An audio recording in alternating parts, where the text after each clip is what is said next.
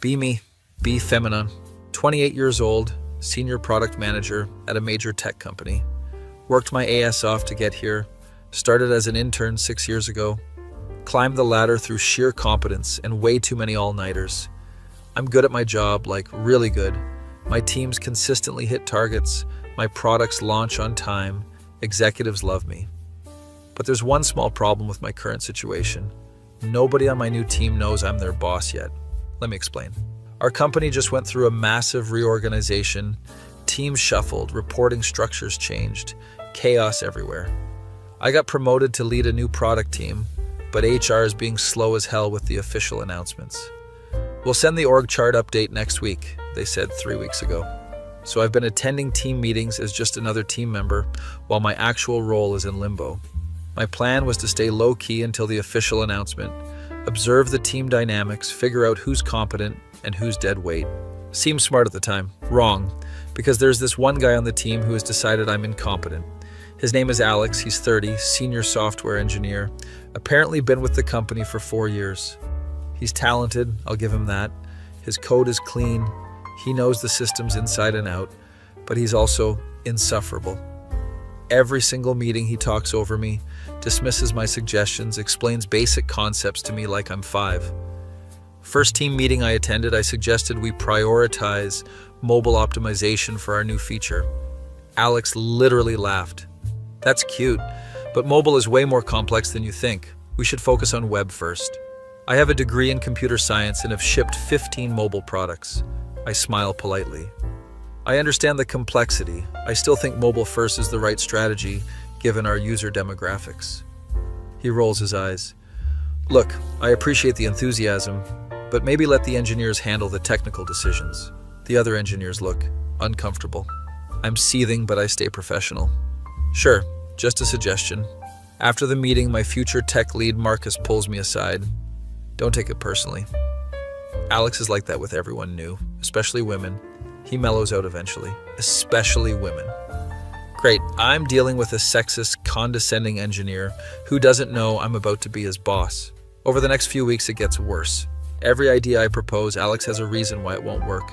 Every question I ask, he answers with barely concealed impatience. In one meeting, I'm explaining user research findings. Our data shows that 68% of users abandon the flow at the payment screen. Alex interrupts. Are you sure you're reading that data correctly? That seems high. I literally ran this research study. Yes, I'm sure. I conducted the study myself. Interesting. I would have expected different methodology, but okay. What does that even mean? Another meeting I mentioned we should consider accessibility features. Alex, accessibility is important, but it's not a priority. We can't slow down development for edge cases. Me, 20% of users have some form of disability. That's not an edge case. Alex, I think you're overestimating that number. Where are you getting that statistic? Me, the WHO, it's a widely known figure. Alex, well, we should focus on the majority of users first. Accessibility can be phase 2. I'm gonna lose it. My teammate Jessica, the UX designer, texts me after. He's always like this. We've learned to just ignore him and do what we want anyway. This is not sustainable. I schedule a meeting with HR. When are you sending the org chart announcement? I need my team to know who's in charge. We're finalizing it this week. Should go out by Friday. Friday comes and goes, no announcement. The next Monday, Alex assigns me a task in stand-up. Hey, can you take notes for this week's strategy meetings? We need someone organized to document decisions. He wants me to be the secretary. I'm his boss. Marcus coughs awkwardly. Alex, I don't think we should assume who wants to take notes. I'm not assuming. I'm asking. She seems detail-oriented. Translation. She's a woman, so she should take notes. I smile sweetly. I'm happy to take notes this week, but we should rotate the responsibility. Sure, whatever works. He has no intention of rotating. I take notes while planning his performance review in my head. That week, I'm working late in the office. Most people have gone home. I'm in a conference room preparing a presentation for the executive team about our product roadmap. Alex walks by, backtracks, pokes his head in. You're here late. What are you working on? Roadmap presentation. He invites himself in, sits down without asking. Let me see. I can give you feedback. Every fiber of my being is screaming. I turn my laptop toward him. He scans through my slides. Okay, so this is a good start, but you're missing some key technical considerations. It's not a good start, it's a finished presentation that took me 20 hours. What technical considerations? He starts listing things that are already in the appendix. We need to address scalability, infrastructure costs, API limitations. Slide 23, 27, and 31. He clicks through, finds the slides. Oh, okay, you got those. No apology, no acknowledgement. But your timeline seems aggressive. I don't think engineering can deliver this fast. I built in 20% buffer time based on historical velocity data. Still, I think you should add more buffer. Engineering estimates are always optimistic. I'm the one who approved the engineering estimates. I'll take it under consideration. He nods like he's done me a huge favor. Good, glad I could help. You're doing okay for someone new to product management. I've been in product management for 5 years. Thanks for the feedback, Alex. He leaves and I sit there vibrating with rage. Text my best friend. I'm going to commit a crime. She responds. Is it the mansplaining coworker again? Yes. Just tell him you're his boss. I can't yet. HR still hasn't made the announcement. Then suffer in silence like the rest of us. Helpful. The next day, there's an all-hands company meeting. Our CEO is talking about the reorganization. We've structured teams to be more agile and customer-focused. You'll be hearing from your new leadership soon. Soon. How is soon not 3 weeks ago? After the all-hands, I corner my HR rep again. Please, I'm begging you. When is the announcement happening? This week for sure. Final approvals are happening today. I've heard this before. That afternoon, I'm in the kitchen making coffee. Alex walks in. Oh, good. My favorite person. Hey, did you finish updating that roadmap? Yes. Can I review it before you send it out? I want to make sure the technical details are accurate. The technical details that 3 senior engineers already approved. I've already got an engineering sign-off. Yeah, but I know the system's better than most people. I should take a look. The audacity. I appreciate the offer, but it's already finalized. He frowns. You know, you're going to struggle in this role if you're not open to feedback. I'm going to throw this coffee in his face. I'm very open to feedback. I just don't need another review cycle for a deck that's already been through 5 rounds of edits. Suit yourself. Don't say I didn't offer to help when it gets torn apart in the exec meeting. He walks out. I stand there gripping my coffee mug. Jessica walks in. Let me guess, Alex. How did you know? You have the same expression everyone gets after talking to him. How do you all deal with this? She shrugs. We mostly ignore him. He's good at his job, so management tolerates the attitude. Unfortunately, women on the team just have to develop thick skin. Has anyone reported him to HR? A few people have mentioned it, but nothing ever happens. He's never overtly hostile. Enough to violate policies, he's just annoying. This is unacceptable. I make a mental note. Once I'm officially his boss, this behavior stops immediately. Exec meeting happens the next day. I present the roadmap. It goes perfectly. The CEO loves it, the CFO approves the budget. The CTO says it's the most well-thought-out roadmap he's seen in months. I'm riding high, walk back to my desk and Alex is there. How'd it go? Really well. They approved everything. He looks surprised. Oh, great. Guess they didn't grill you on the technical details. They did. I addressed all their questions. Huh, lucky. Lucky. Not prepared, not competent, lucky. Yeah, super lucky that I spent 40 hours preparing and anticipated every possible question. The sarcasm is lost on him. Preparation is good, but exec meetings are unpredictable. You did well for your first time. It's not my first time, it's my 20th time presenting to execs. I just smile. Thanks, Alex. My phone buzzes. Email from HR. Org chart announcement going out in 10 minutes. Finally. I sit at my desk refreshing my email. The 10 minutes feel like 10 hours. Then it arrives. Subject. Organization update. New team structures. I open it. There's a full org chart. My name is listed as Senior Product Manager, Consumer Products Team. Under my name, 8 direct reports. Alex's name is on that list. I stare at the email. This is it, the moment I've been waiting for. I look across the office. People are checking their emails. Reactions starting to ripple through the room. Marcus walks over to my desk. He's grinning. So, boss, when were you going to tell us? I was waiting for HR to make it official. This is going to be hilarious. Why? He nods toward Alex's desk. Alex is reading the email. His face goes through several emotions. Confusion, disbelief, horror. He looks up, scans the office, his eyes land on me. I give him a little wave. He goes pale. Marcus is trying not to laugh. I'm gonna go enjoy this from a safe distance. Jessica walks by, sees the email, looks at me, starts cackling. Oh, this is perfect. This is the best thing that's happened all year. Alex is still staring at me from across the office. I stand up, walk over to him. Professional, composed, completely calm. Hey, Alex, I think we should have a one-on-one to discuss the team structure and expectations. He opens his mouth, closes it, opens it again. You're the senior PM? Yes, I've been the senior PM for 3 weeks. HR was just slow with the announcement. His face is red. I didn't. Nobody told me. I know. It's okay. Fresh start, now that it's official. I'm being very generous. Can we talk in conference room B in 10 minutes? He nods mutely. I walk away and immediately text my friend. It happened. She responds, tell me everything. Later, I have to go be professional and not gloat. You're a better person than me. 10 minutes later, I'm in conference room B. Alex walks in looking like he's going to his execution. Sits down, won't make eye contact. So, I start. He interrupts.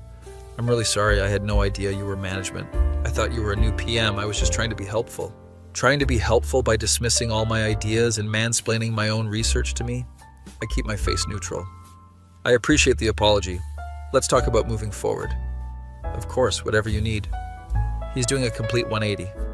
I want to be clear about expectations. I value everyone's input on this team, but I need ideas to be evaluated on merit, not on who's proposing them.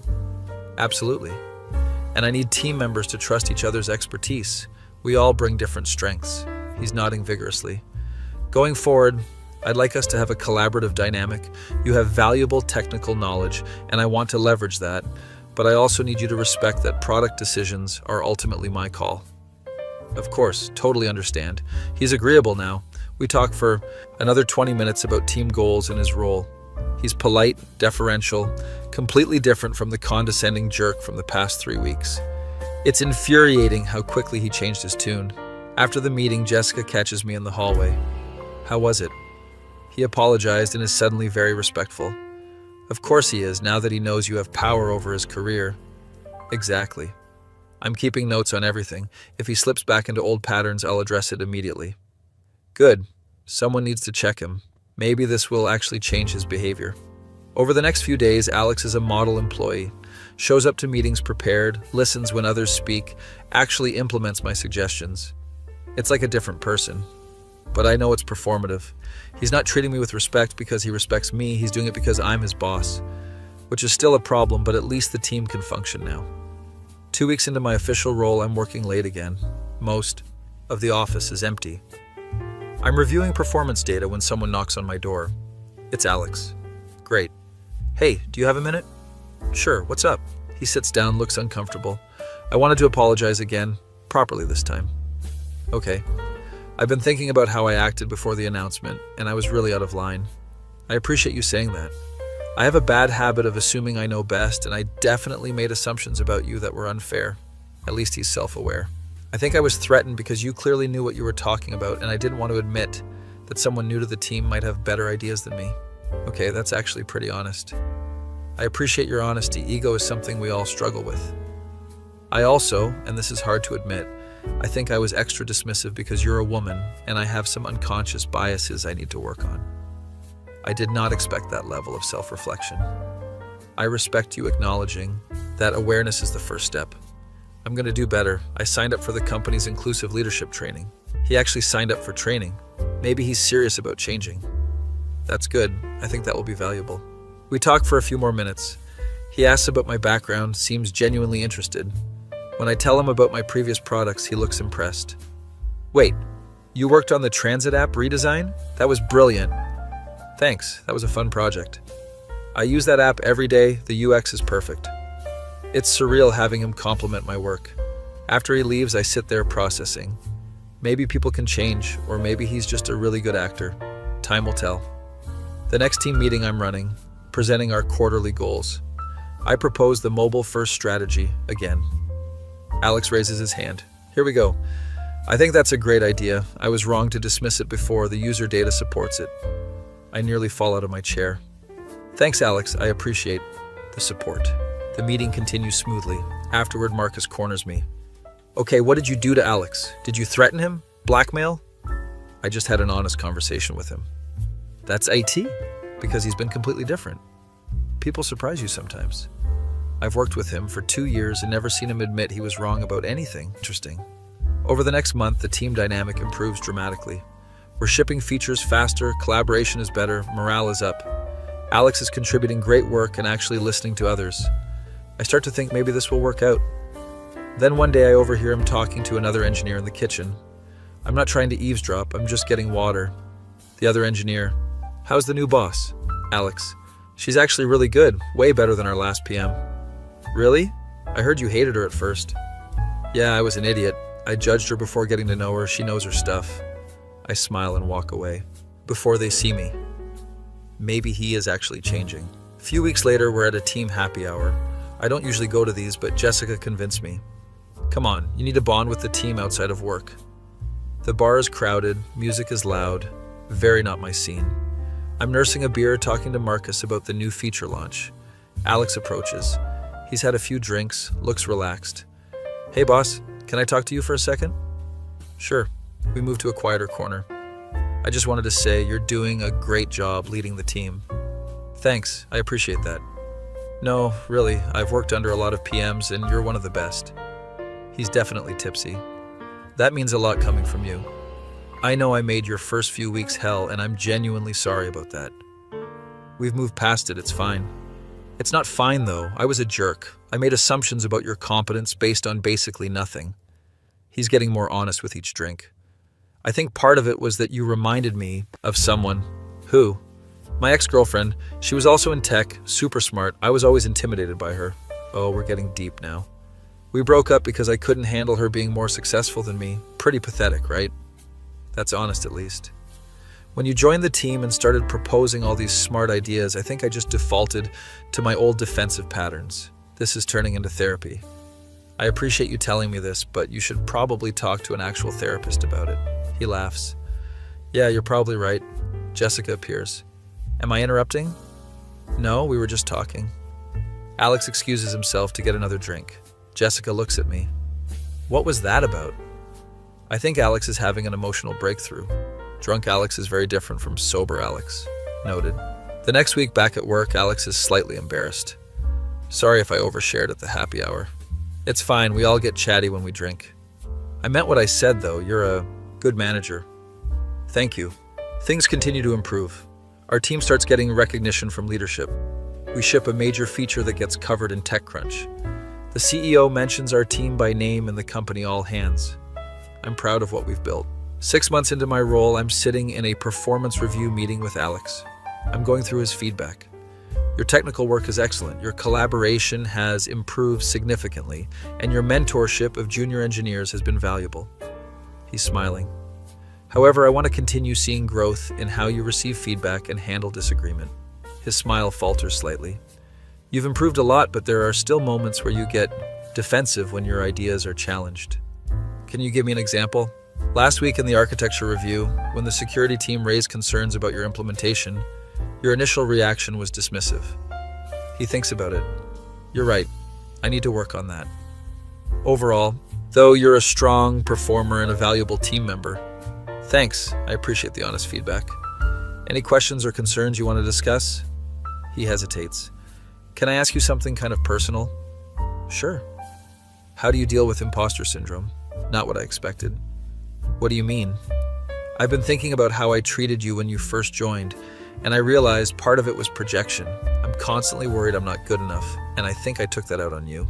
This is surprisingly vulnerable. Imposter syndrome is something almost everyone deals with, even people who seem super confident. How do you handle it? Honestly, I focus on outcomes. I can't control what people think of me, but I can control the quality of my work. He nods. That makes sense. Also, therapy helps. He laughs. Yeah, I started going actually, working through some stuff. Good for him, honestly. After the meeting, I text my friend. I think my mansplaining coworker is becoming an actual human being. Character development. Are you going to forgive him? I'm professionally cordial, isn't that enough? You're ice cold. I love it. My face when my male coworker spent weeks mansplaining everything to me, not knowing I was about to become his boss. That feeling when karma is real and watching someone realize they've been condescending to their future manager is incredibly satisfying. Be me. Be feminine. Been managing my team for 8 months now. Things are going really well. We're crushing our goals. Team morale is high. Even Alex has become a decent human being. Speaking of Alex, he's been acting weird lately. Not bad weird, just different weird. He's always volunteering to help me with stuff, stays late when I'm working late, brings me coffee in the morning. At first I thought he was just trying to make up for being a jerk, but it's been 8 months. He's definitely overcompensating. Jessica notices too. Is it just me, or is Alex weirdly attentive to you? We're in the women's bathroom, the only place we can gossip freely. Right? He brought me a latte this morning without me asking. He remembered your coffee order? Apparently. Jessica's eyes go wide. Girl, I think he likes you. What? No, he's just being professional. Professional is doing your job. Remembering your boss's coffee order is flirting. I think about it. The coffee, the late nights, the way he always sits next to me in meetings now. Oh no. He can't like me. I'm his boss. That would be inappropriate. Feelings don't care about HR policies. This is a problem. I start paying more attention. Next team meeting, Alex presents his work. He keeps making eye contact with me, specifically me, not the whole team. When I give feedback, he writes down everything I say. After the meeting, he comes to my desk. Hey, I was thinking about your suggestion for the API refactor. Want to grab lunch and discuss it? We've never had a work lunch alone before. I have a lunch meeting today, maybe another time? Oh, sure, no problem. Just let me know when you're free. He walks away and I notice Marcus watching.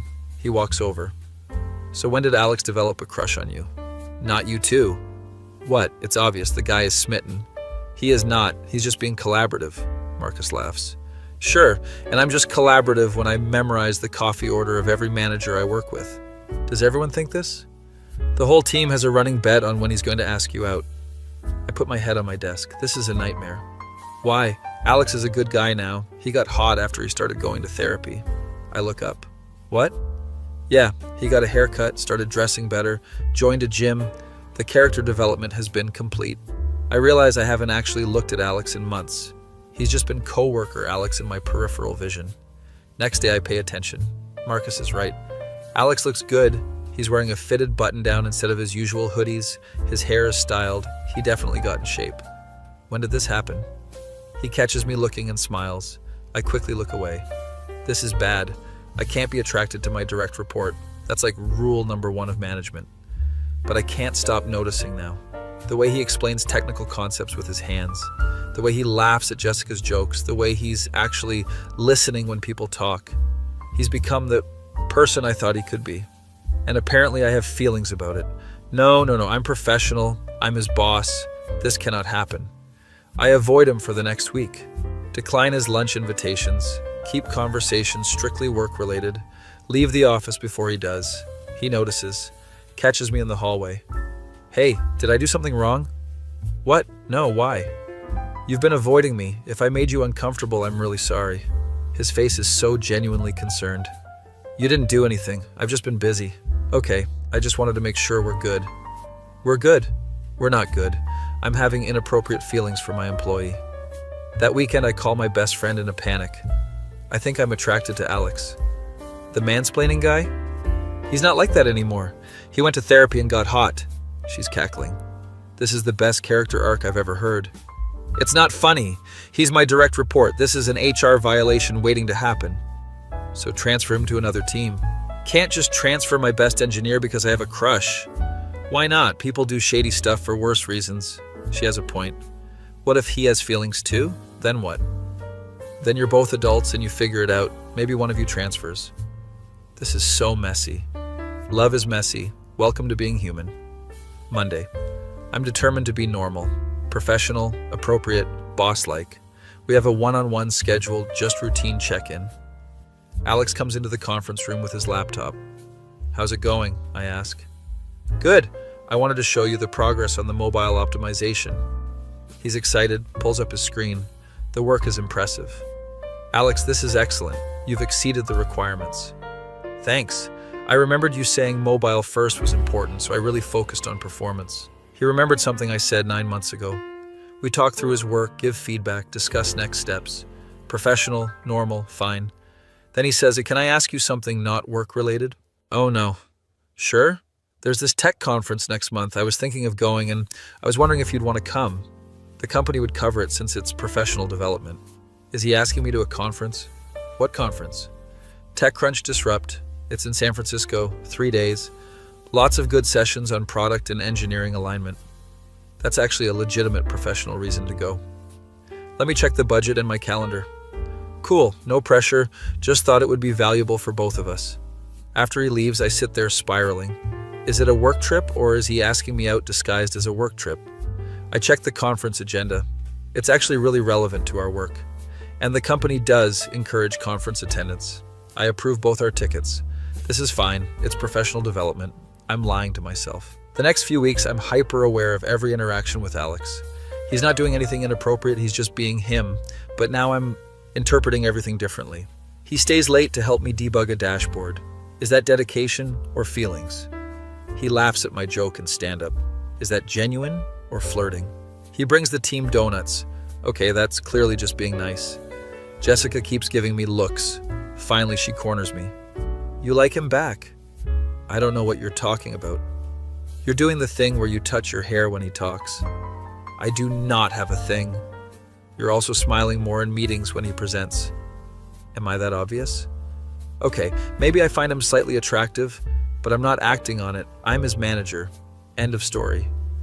What if you weren't his manager? But I am. For now, people change roles all the time. Interesting thought. Conference week arrives. I'm on a plane to San Francisco sitting next to Alex. This is fine, just 2 coworkers going to a professional conference. He's reading a book about system design. Any good? I ask. Really insightful, actually. Want to borrow it when I'm done? Sure. We chat about work, the industry, our thoughts on upcoming tech trends. It's easy, comfortable, intellectually stimulating. I realize I really enjoy talking to him. We land, take separate Ubers to the hotel. The company booked us rooms on different floors, very appropriate. Conference starts the next morning. The sessions are actually great. I'm taking notes. Alex is asking smart questions. We're both nerding out. At lunch, we sit together, discuss what we learned. The session on user retention was fascinating, he says. Right? I want to implement some of those strategies. We brainstorm ideas over sandwiches. This is the most fun I've had at a work event. Day 2 of the conference, there's an evening networking reception. Open bar, fancy appetizers, everyone in business casual. I'm wearing a dress instead of my usual blazer and pants. Alex does a double take when he sees me. Wow, you look great. Thanks, you clean up nice too. He's in a suit, no tie, looking very not like an engineer. We mingle, talk to people from other companies, exchange business cards. I'm chatting with a VP from a startup when Alex appears with a drink for me. Thought you might need this. It's a gin and tonic, my drink of choice. How does he know that? The VP excuses himself and it's just us. Having fun? Alex asks. Yeah, these events are usually boring, but this one's interesting. Want to get some air? It's crowded in here. We go out to the hotel balcony. San Francisco at night is beautiful. We're leaning on the railing looking at the city. Thanks for suggesting this conference, I say. Thanks for approving it. I know budget is tight. It's worth it. We're getting good insights. We're quiet for a moment. Then Alex speaks. Can I tell you something? My heart is racing. Sure. I really appreciate how you've managed me. I know I was terrible when you started and you could have written me off, but you gave me chances to grow. That's sweet, but also sounds like a preamble to something. You did the work. I just created space for it. I also appreciate you as a person, not just as a manager. You're smart and funny, and you care about doing things right. This is heading somewhere. I think you're great too. You've come a long way. He turns to face me. I'm trying to say that I have feelings for you, and I don't know what to do about it. There it is. My brain short circuits. Alex, I know it's complicated. I know you're my boss. I know this is probably the worst possible thing I could say. It's not the worst thing. Really? I mean, it's complicated, but it's not the worst thing. So you don't hate me for saying it? No, I don't hate you. We're standing very close now. Can I ask if you feel anything back, or should I just jump off this balcony now? I laugh despite the tension. Don't jump. And yes, I feel something too. His face lights up. Really? Really, but we can't act on it. I'm your direct manager. It's an ethics violation. What if you weren't my manager? But I am. You could transfer me to Marcus's team. He's also a senior PM. I'd still be doing similar work. He's thought about this. You'd be willing to transfer teams to date me? Yes, without hesitation. I'm processing this. This is crazy. I know. We barely liked each other 9 months ago. I was an idiot 9 months ago. What if it doesn't work out? Then work is awkward forever. What if it does work out? I look at him, really look at him. This person who is my worst nightmare is now someone I can't stop thinking about. I need time to think about this. Of course, take all the time you need. I'll wait. We go back inside. The rest of the reception is a blur. That night in my hotel room, I can't sleep. Text my best friend. He told me he has feelings for me. She responds immediately. And I told him I feel the same, but we can't act on it. Why not? Because I'm his boss. So stop being his boss. Transfer. Him. Problem solved. It's not that simple. Yes, it is. You're making it complicated. Am I making it complicated? I think about Alex. The growth I've seen in him, the conversations we have, the way he makes me laugh. I think about our compatibility, shared interests, mutual respect. I think about what I want. Next morning at breakfast, Alex is careful, professional, giving me space. Last day of conference, we're in a session about team dynamics. The speaker is talking about authenticity in the workplace. When we hide our true selves, we can't form genuine connections. Authenticity builds trust, and trust builds great teams. I'm taking notes, but really I'm thinking about my situation. After the session, I ask Alex to take a walk. We find a quiet park near the hotel. I've been thinking about what you said. Okay. I'm going to talk to HR about transferring you to Marcus's team. His eyes go wide. Seriously? Seriously, but we're doing this the right way. Official transfer, proper. Documentation, no sneaking around. Of course, whatever you need. And then we're taking it slow, like really slow. We need to make sure this is real and not just conference feelings. Conference feelings? You know, when you're away from normal life and everything seems romantic. He laughs. I've had these feelings for months. This isn't a conference thing. Still, slow. Agreed? Agreed. We're smiling at each other like idiots. We should probably go back before someone notices we've been gone for an hour. Back at the hotel, we maintain professional distance. Flight home is the longest flight of my life.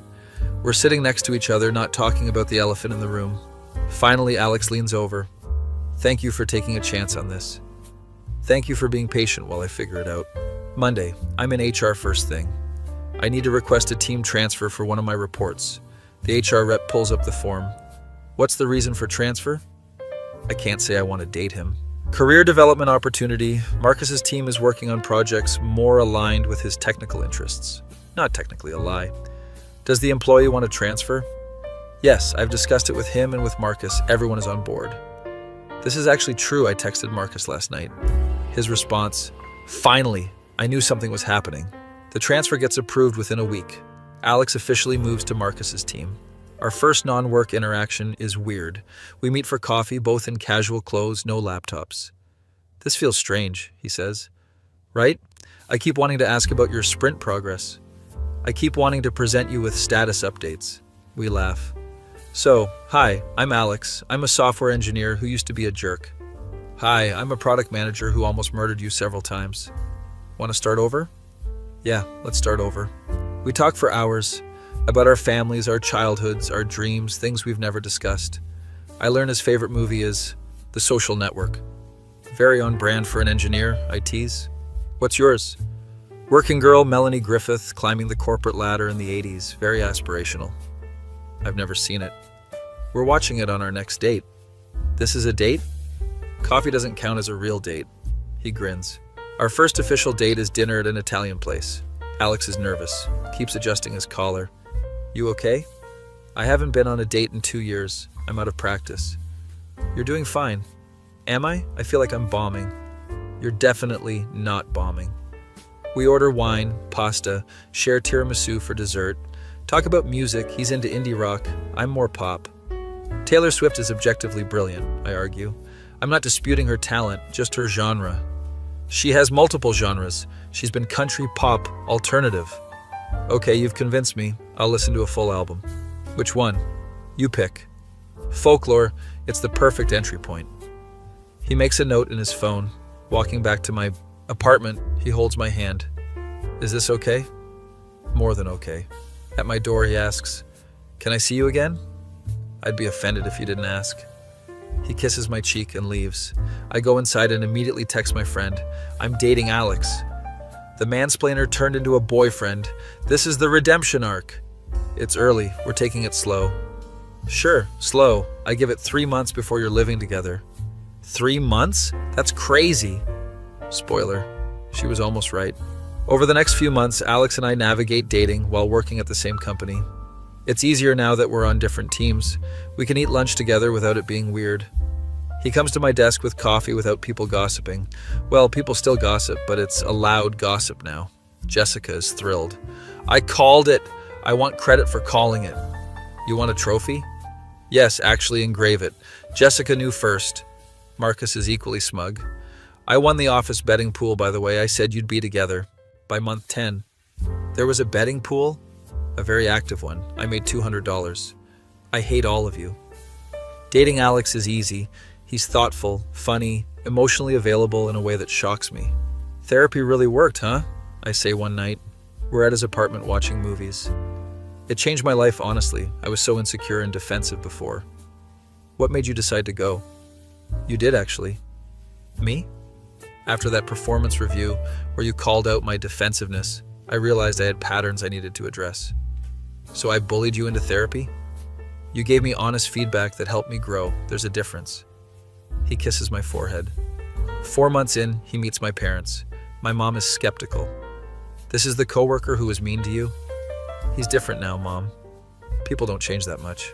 Dinner is tense at first. My dad is doing the protective father routine. Then Alex mentions he volunteers teaching coding to kids. My dad's face softens. What organization?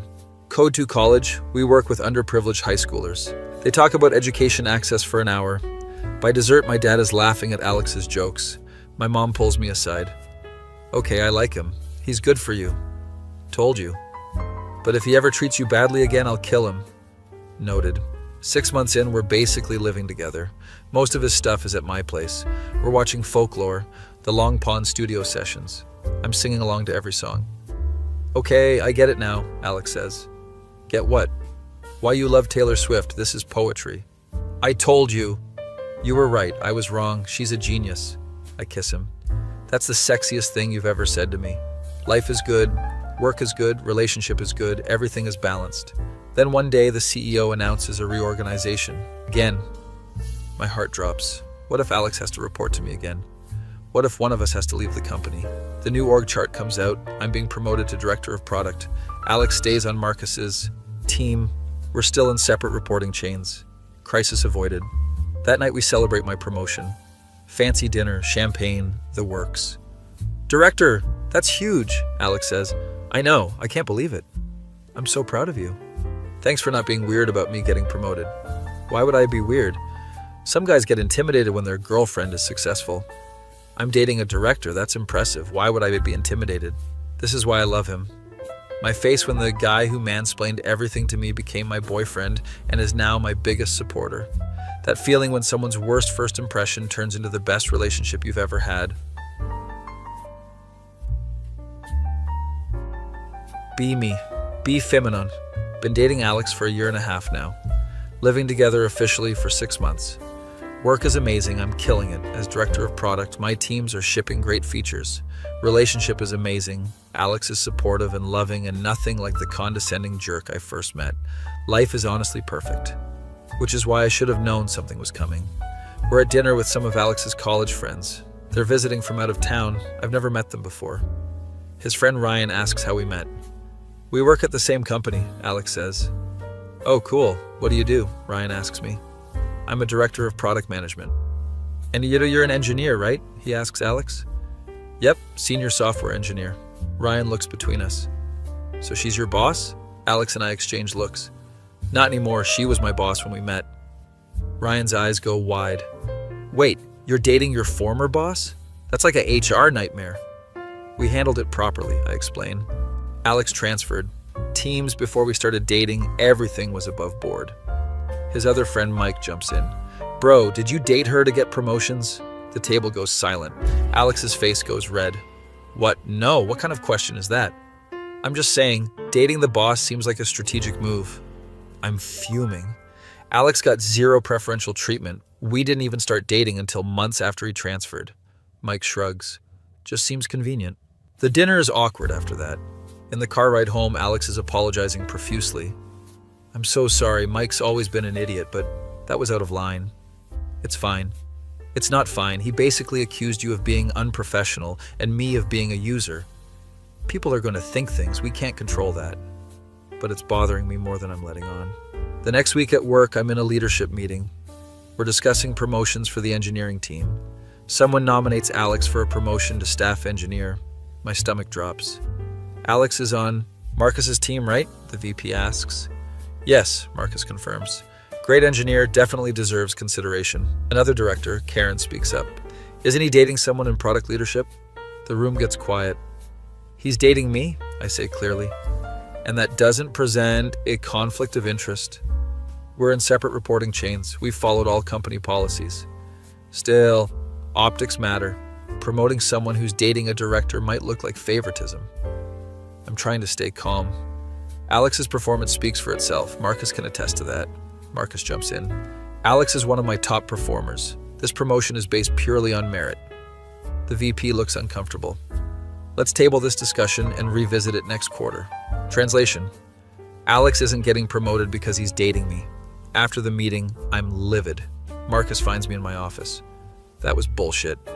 Completely, Alex deserves that promotion. Karen's been gunning for you since you got promoted over her.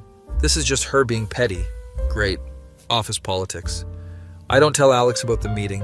He finds out anyway because Marcus can't keep his mouth shut. That night, Alex comes home upset. Marcus told me what happened. I was going to tell you. They're blocking my promotion because of us? Because of optics. It's stupid, but it's real. He sits down heavily.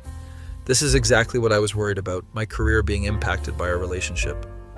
It's one promotion. You'll get the next one. What if I don't? What if dating you caps my career here? That hurts. Are you saying you regret dating me? No, that came out wrong. This sucks. We're both frustrated. Maybe we need to be more careful about how we're perceived at work, I say. We're already in separate teams. What more can we do? I don't know. We sit in tense silence. The next few weeks are weird. We're both stressed about work, taking it out on each other. Small arguments about dishes turn into fights about career sacrifices. I gave up reporting to you so we could date, he says during one fight. I didn't ask you to do that. That was your choice. Because I wanted to be with you. And now you're resenting me for it. We're yelling and I hate it. He leaves to cool off. I cry on the couch. This is the first real rough patch we've hit. My best friend comes over with wine. Tell me everything. I explain the promotion situation, the fights, the tension. So you're both stressed and taking it out on each other. Classic. How do we fix it? Communication, therapy, maybe couples counseling? We've only been dating a year and a half. Isn't that too soon for couples therapy? There's no too soon for getting help when you need it. I bring it up to Alex that night. What do you think about couples counseling? He looks surprised. You think we need that? I think we're struggling and could use tools to communicate better. He thinks about it. Okay, yeah, let's try it. We find a therapist who specializes in couples. First session is awkward. We're both defensive, explaining our sides. The therapist lets us talk, then says, "It sounds like you're both feeling the pressure of external judgment and internalizing it." She's right. We're not actually mad at each other. We're mad at the situation. Over the next few sessions, we learn to separate work stress from relationship stress. We establish better boundaries, better communication patterns. Things improve. I'm sorry for saying dating you capped my career, Alex says one night. I'm sorry for being defensive about it. I don't regret choosing you. I just hate that we have to deal with this. Me too, but we're handling it together. He kisses me. Together. Work situation comes to a head 2 months later. Karen puts in a formal complaint to HR about me and Alex. Conflict of interest, inappropriate relationship, favoritism. I'm called into a meeting with HR and my boss, the chief product officer. I explain everything again. The timeline, the transfer, the policies we've followed. My boss, Jennifer, is supportive. You've done everything by the book. I don't see an issue. The HR director agrees. The complaint appears to be more about personal grievance than actual policy violation. Karen's complaint gets dismissed, but I'm exhausted from defending my relationship. That weekend, Alex and I take a trip to Napa. We need to disconnect from work drama. We're at a winery, slightly tipsy, overlooking vineyards. I've been thinking, Alex says. About us, about work, about the future. My heart starts racing. And? I don't want to work at the same company anymore. Not what I expected. What? It's too complicated. There's too much scrutiny. I think one of us should leave. You want to break up? What? No, I want to find a new job so we can just be a normal couple. Oh. You'd leave the company for me? I'd leave a lot more than that for you. I'm tearing up. You don't have to do that. I want to. I've been at this company for 5 years. It's time for a change anyway. Are you sure? Completely. You're the director. You have more invested in this company. It makes sense for me to go. But you love your team. I love you more. I kiss him right there in the vineyard. Over the next month, Alex job hunts. He gets offers from 3 different companies, takes a position at a startup, staff engineer role with a significant pay increase. See? Leaving worked out, he says. His last day at our company, there's a team party. Everyone's saying goodbye. Marcus is pretending not to cry. You better keep in touch, Marcus tells him. Obviously, you're stuck with me. I watch from a distance, trying not to be weird about it. After everyone leaves, Alex finds me. So I don't work here anymore. Nope. Know what that means? What? We can be a totally normal couple now. No HR policies, no scrutiny, just us. Just us. He kisses me in the middle of the office. I've wanted to do that for 1.5 years. Was it worth the wait? Absolutely. Life gets easier after Alex leaves. We can talk about work without conflicts of interest. We can attend company events together without whispers. We're just a regular couple where one person works in tech and the other also works in tech at a different company. 6 months after he leaves, he comes home from work excited. My startup just got acquired. What? Yeah, by Google. Full acquisition. That's amazing. And I got a retention bonus that's basically life-changing money. He shows me the number. My eyes go wide. That's like down payment on a house money.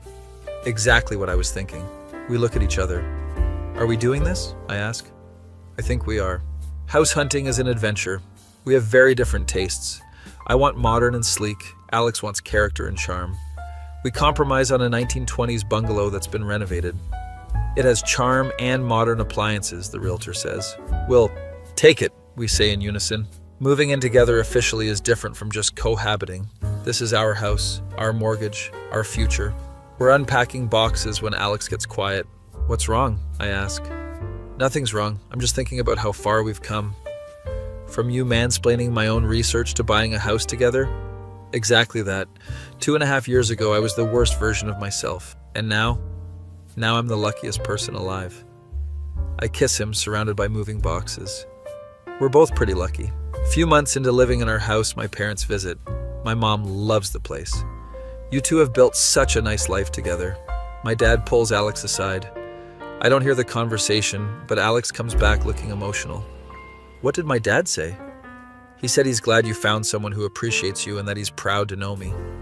Alex is tearing up. That's really sweet. Your dad's approval means a lot. Later that night, I'm doing dishes and Alex comes up behind me. Can we talk about something? Sure, what's up? I want to marry you. I drop the dish I'm holding. It shatters in the sink. What?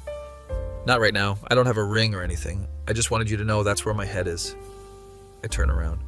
You want to marry me? More than anything. But I wanted to make sure you were on the same page before I actually proposed. That's very practical. I'm an engineer. Practicality is my brand. I'm crying and laughing. I want to marry you too. His face lights up. Really? Really? So when I eventually propose, you'll say yes? Yes, I'll say yes. Good, because I already started looking at rings. How long have you been planning this? Honestly, since about month 3. We were barely dating. I know, but I knew. 2 months later, we're at a company holiday party. My company's party, fancy venue, open bar, the works. Alex is my +1. It's the first time he's been back since leaving. Everyone's excited to see him. How's the new job? Marcus asks. Amazing, I'm working on really cool problems. Better than working with me? Nothing's better than working with you, but the money is better. They hug. I'm talking to Jennifer, my boss, when she asks about Alex. You two seem really happy. We are. I'm glad you worked through all the complications. Me too, it was worth it. Later in the evening, I'm getting a drink when someone taps my shoulder. It's Karen, the director who complained about me. Can I talk to you? Sure. She looks uncomfortable. I wanted to apologize for the HR complaint. It was unprofessional and petty. I'm surprised. What brought this on? I've been in therapy working on some things, realizing I projected my own insecurities onto you. Character development happening everywhere, apparently. I appreciate you saying that. You and Alex seem really good together. I was wrong to try to interfere. Thank you. We're not going to be friends, but at least the hostility is gone. I find Alex on the balcony. Taking a break from the party? Yeah, needed some air. These events are exhausting. Want to leave? Soon. I'm actually waiting for something. What? He gets down on one knee. My hands fly to my mouth. I know I told you this was coming, but I couldn't wait anymore. He pulls out a ring box. You made me want to be a better person. You saw potential in me when I was my worst self. You've been patient and loving and brilliant. I'm crying. I want to spend the rest of my life making you as happy as you make me. He opens the box. The ring is beautiful. Will you marry me? Yes, obviously yes. He stands up and puts the ring on my finger. We're kissing on the balcony, and suddenly there's cheering. The entire party is watching through the windows. Marcus is leading the applause. Jessica is sobbing. Even Karen is smiling. We go back inside and everyone congratulates us. I can't believe you proposed at the company party, I say later. I wanted to do it. Somewhere meaningful. This is where our story started. In this building, I wanted to murder you multiple times. And now you're going to marry me. Growth. Planning the wedding is surprisingly easy. We both just want something small and meaningful. Close friends and family, good food, better music. My mom tries to make it bigger. You should invite more people. It's a celebration. Mom, we want intimate, not a production. Fine, but I'm wearing a spectacular dress. I wouldn't expect anything less. Wedding day is perfect. Outdoor venue, string lights, flowers everywhere. I'm in my dress waiting to walk down the aisle. My dad offers his arm. Ready? So ready. He's a good man. I'm happy for you. Thanks, Dad. Walk down the aisle and Alex is crying, like full-on tears streaming down his face. Marcus is his best man, also crying. I get to the altar. You okay? I whisper. You look so beautiful, I can't handle it. The officiant starts and we're both trying not to cry through the ceremony. Time for vows. Alex goes first. When I met you, I was arrogant, insecure, and kind of a jerk. People laugh. You had every reason to write me off, but you didn't. You gave me feedback, challenged me to grow, and somehow saw something in me worth developing. He's crying again. You made me want to be the person you believed I could be, and then you loved that person. I'm sobbing. I promise to keep growing, keep listening, keep choosing you every single day. My turn. Alex, I'm not gonna lie, I hated you at first. Everyone cackles. You mansplained my own research to me, assigned me note-taking duties, and generally made my life difficult. Alex is grinning through tears. But then I saw you change, really change, not just performatively, but deeply. You became someone who listens, who admits mistakes, who supports my dreams without ego. You showed me that people can grow if they're willing to do the work. I promise to keep challenging you, supporting you, and loving you exactly as you are. We exchange rings. The officiant pronounces us married. We kiss and everyone cheers. Walk back down the aisle as married people. Reception is amazing. Marcus gives a speech about our journey. I watch these two go from barely tolerating each other to being completely in love. It's been the most entertaining workplace romance I've ever witnessed. Jessica gives a speech about knowing we'd end up together. I called it. I have witnesses, my mom cries through her entire speech. Alex's mom talks about how much I've changed his life. First dance is to a Taylor Swift song because obviously. I can't believe you let me pick a Taylor Swift song, I say. I can't believe I genuinely love this song now. What have you done to me? Improved your music taste. Fair.